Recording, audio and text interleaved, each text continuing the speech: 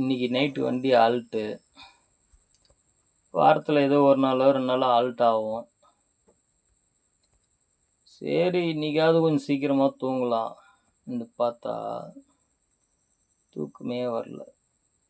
Night ஓட்டி ஓட்டி இந்த ஒரு நாள் ஆல்ட் ஆனவுடனே தூக்கம் வர மாட்டேங்குது. தூக்கம் வந்தா வெறும் கனவா தான் வருது. அதுவும் நல்ல நல்ல கனவு தான் வருது. அந்த கனவுலயே மிதங்கின்னு இருக்கும்போது விடியும்போது நல்லா தூக்கம் வரும்.